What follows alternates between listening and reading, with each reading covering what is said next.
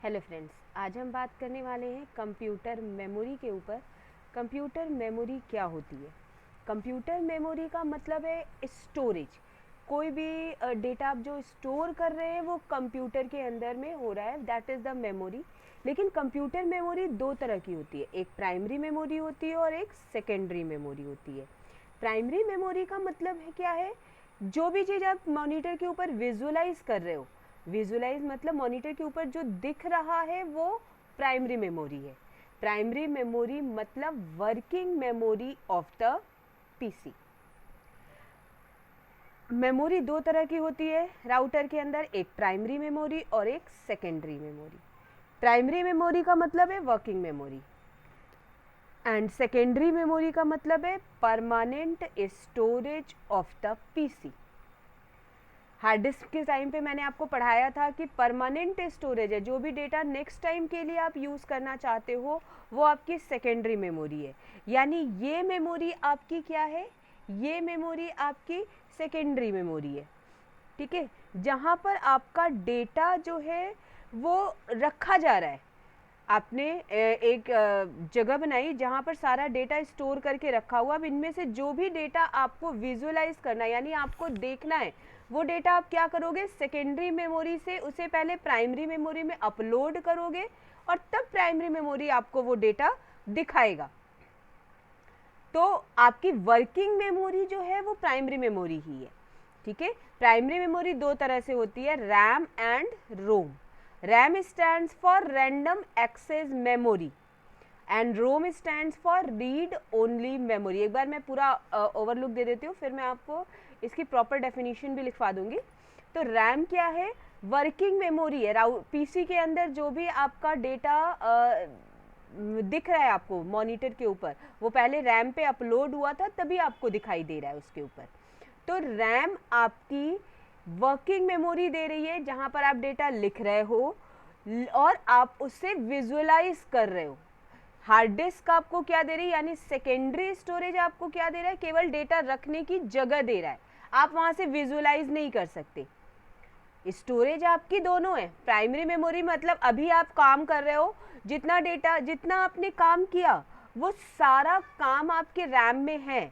लेकिन अगर इस समय आपने पावर ऑफ कर दिया सिस्टम का, then all the data of RAM will be lost. Means RAM is a volatile memory. जहाँ का रखा, ये आपकी वर्किंग स्पेस है, आपको पीसी पर काम करने का स्पेस दे रहा है, जहाँ पे आप काम कर रहे हो, राइट कर रहे हो, सब कुछ कर रहे हो, सब कुछ रैम में है। लेकिन अगर इस समय पावर ऑफ कर दिया तो रैम में का जो भी डेटा था वो लॉस हो गया। हार्ड डिस्क में आपने जो चीज़ सेव की, जो चीज़ सेव की वो हार्ड डिस्क के अंदर है, यानी नेक्स्ट टाइम पावर ऑन करोगे तो आपको वो डेटा मिल जाएगा। परमानेंट स्टोरेज सेकेंडरी स्टोरेज है, पर हम पहले प्राइमरी मेमोरी पर ध्यान देते हैं। हार्ड डिस्क के ऊपर हम एक बार भी पहले ले चुके हैं कंपोनेंट्स ऑफ कैबिनेट में। आज हम प्राइमरी मेमोरी के ऊपर बात करेंगे। प्राइमरी मेमोरी मैंने आपको बता दिया वर्किंग स्पेस। अगर volatile, RAM is volatile and ROM is non volatile, यानी पावर ऑफ किया तो रोम के अंदर जो डेटा था वो लॉस नहीं हुआ, तो आपके दिमाग में एक क्वेश्चन जनरेट हो सकता है कि फिर रोम और सेकेंडरी मेमोरी में क्या डिफरेंस है? रोम भी नॉन वॉलेटाइल है और हार्ड डिस्क का डेटा भी नॉन वॉलेटाइल है, दोनों में डिफरेंस क्या है ये आप देखिए। रोम का डेटा, आपने पावर ऑफ किया, रोम का डेटा लॉस नहीं हुआ, लेकिन आप रोम जो है उसको देखने के लिए आपको उसके डेटा को किसी और चीज पे अपलोड नहीं करना पड़ा। आपने पीसी ऑन किया, बूटिंग प्रोसेस चल रहा है, तो उसमें जो बेसिक इंफॉर्मेशन आपको पीसीस की दिख रही है, आपने पीसी को ऑन किया, पावर ऑन किया, पावर ऑन करने के बाद आपको जो भी पीसी पर डेटा, जो भी इंफॉर्मेशन दिख रहा है कि ये मदरबोर्ड है, ये हार्ड डिस्क है, ये जो भी डिटेल्स आपकी दिख रही हैं वो सारी बेसिक इंफॉर्मेशन रोम के अंदर स्टोर है। उसी समय चलते समय आप पावर ऑफ कर दीजिए पीसी का, रोम का डेटा लॉस नहीं होगा, नेक्स्ट टाइम आप चलाओगे वो सारा डेटा फिर से मिलेगा। Means ROM read only memory, it is a non volatile memory and RAM is a volatile memory. Okay, so अगर आप हार्ड डिस्क सेकेंडरी स्टोरेज का डेटा विजुलाइज करना चाहते हैं तो पहले आप सेकेंडरी स्टोरेज से डेटा को प्राइमरी मेमोरी में अपलोड करोगे, तब वो डेटा दिखाई देगा। लेकिन रोम के साथ ऐसा नहीं है। रोम का डेटा डायरेक्ट आप विजुलाइज कर रहे हो, इसीलिए रोम प्राइमरी मेमोरी का पार्ट है। प्राइमरी मेमोरी मतलब जो आपको विजुलाइज डायरेक्ट करा सके, जो डायरेक्ट सीपीयू के कांटेक्ट में है और प्रोसेसर से कांटेक्ट कर रहा है। जबकि सेकेंडरी स्टोरेज पहले प्राइमरी मेमोरी में अपलोड होगा, तब आपको विजुलाइज होगा। समझ में आ गया डिफरेंस दोनों में? अब हम प्राइमरी मेमोरी पर आते हैं। रैम और रोम मैंने आपको दो बता दिया। RAM is volatile memory and ROM is non volatile memory. यानी बायोस का जो भी आपका डेटा मिलता है वो सब बेसिक इंफॉर्मेशंस मिलती है, all these are the ROM, read only memory. इसकी कई सारी जनरेशन आई है। पहले रोम आया, फिर P ROM programmable read only memory आई, फिर ईपी रोम आया, erasable programmable read only memory आई, फिर electrically erasable programmable read only memory आई। These are the part of non volatile memory. RAM के भी दो पार्ट हैं, एस रैम और D RAM. S RAM is static random access memory and D RAM is dynamic random access memory. Static RAM जो है ये fast है। आपकी कैशे मेमोरी और जो रजिस्टर्स एरे होते हैं ये सारे एस रैम में बने होते हैं। It is the fastest memory जो आपके प्रोसेसर्स के अंदर मिलते हैं। बट डी रैम, ये जो डी रैम है डायनेमिक रैंडम एक्सेस मेमोरी, ये आपके पीसी का रैम है। रैम जिसको आप कह रहे हो वो डी रैम ही है। एस रैम तो कैशे मेमोरी और रजिस्टर है। कॉस्टली होती है, फास्ट होती है, पर कॉस्टली होती है तो बहुत स्मॉल साइज में यूज होती है within a processor as a cache memory. D RAM आपकी रैम है, जिसे आप रैम कहते हो ना, इतनी रैम चल रही है, वो डी रैम ही है, dynamic random access memory. D RAM पे भी आपका जनरेशन आया, डी रैम के ऊपर एस डी रैम आया, synchronize dynamic random access memory. फिर एस डी रैम के ऊपर जनरेशन आई DDR1 dual data rate 1, DDR1, DDR2, DDR4, इस तरह से बहुत सारे DDR मेमोरीज आई जो आपकी अभी चल रही है। फ्रिक्वेंसी में अपग्रेड हुआ, स्पीड में अपग्रेड हुआ, तो वो सब डिटेल्स हम आपको देखेंगे। अभी मेमोरी की सिर्फ आपको सब तरह की मेमोरीज बता रही हूँ। आप कहोगे एस रैम और डी रैम में ऐसा क्या डिफरेंस है कि डी रैम जो है वो चीप है और एस रैम कॉस्टली है? एक्चुअली एस रैम जो है ये ट्रांजिस्टर्स का कलेक्शन है, जिसके थ्रू अगर मान लीजिए आपको एक बुक से भरी हुई रूम दे दिया गया और आपसे कहा गया इसे रैक में सेट कर दो। एक फिल करने का तरीका वो ये है कि आप रूम से एक बुक उठाओ, ये जिस स्पेस की है वहाँ पे रखा, अपने आप को यानी फिल किया, एक डेटा उठाया, उसे ले जाके सेट किया, अपने आप को रिफ्रेश किया यानी खाली किया, फिर आए दूसरी बुक उठाए ले जाके रखा। डी रैम का काम, it need refreshment after each transaction. Her transaction के बाद इसे अपने आप को रिफ्रेश करने की जरूरत पड़ती है। But S RAM static random access memory, इसने क्या किया, इसने एक ट्रॉली यूज की, उसमें सेट ऑफ डेटा ट्रांजैक्ट किया और ले जाके बुक को सेट किया। इसका मतलब एस रैम हर ट्रांजैक्शन के बाद अपने आप को रिफ्रेश नहीं करता, बल्कि सेट ऑफ ट्रांजैक्शन के बाद अपने आप को रिफ्रेश करता है, यानी रिफ्रेश करने की जरूरत पड़ती है। That's why S RAM is fast and D RAM is slow. इसमें भी आपको बहुत सारे आएंगे, मैं आपको एक बार दिखाती हूँ। देखिए अब डेफिनेशन के साथ देते हैं। Computer memory means storage of the system, मतलब जो भी चीज आप कंप्यूटर में स्टोर कर रहे हो वो मेमोरी है। Sorry. Types of memory are two, primary memory and secondary memory.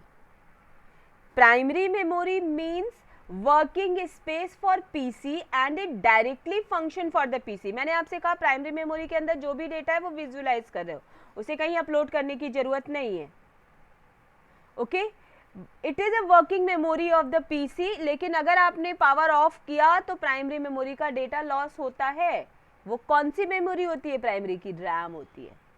तो अगर प्राइमरी मेमोरी डिफाइन करना है तो आप सिंपल कह सकते हो it is working space of the PC.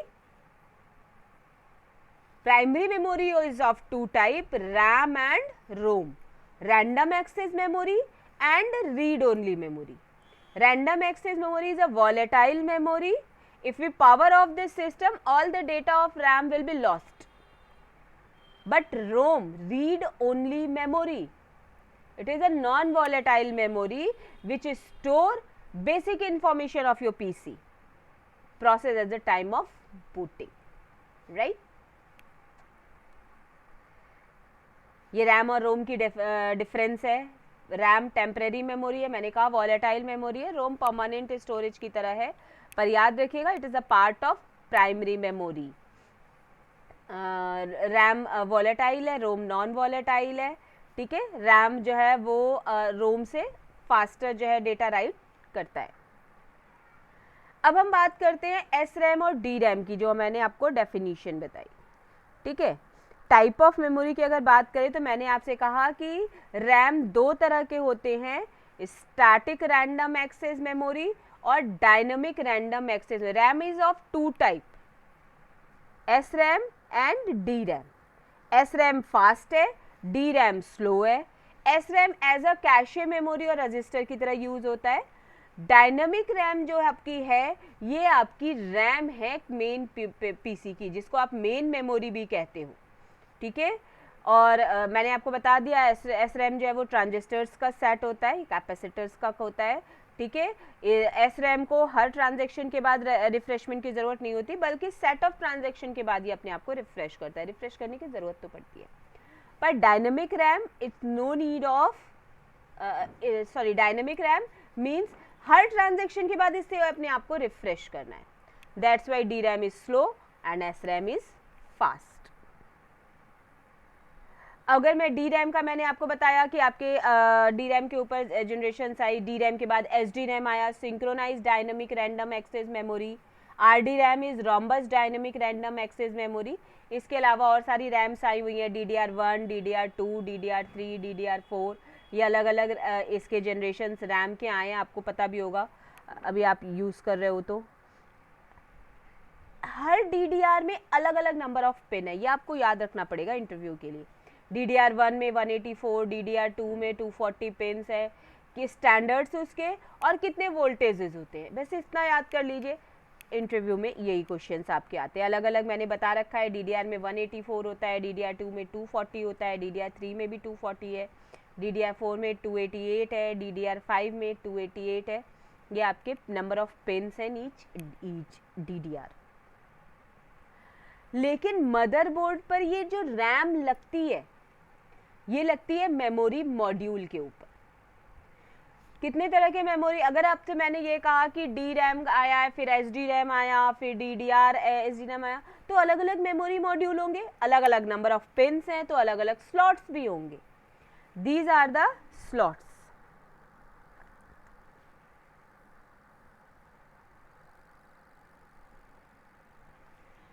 RAM models, SIMM single inline memory module, जो शुरू के EDO रैम्स आई थी, SD रैम आए थे, वो सिम में लगते थे। Rhombus inline memory modules two sided pin desktop के वीडियो कार्ड और ग्राफिक कार्ड के लिए यूज होते हैं। Dim dual inline memory module, ये जो होता है ये आपके DDR1 जो आपके यूज होते हैं उसके लिए यूज होता है।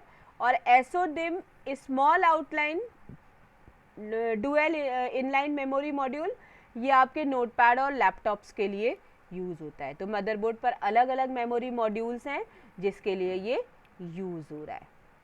अब आपका आता है कैशे मेमोरी।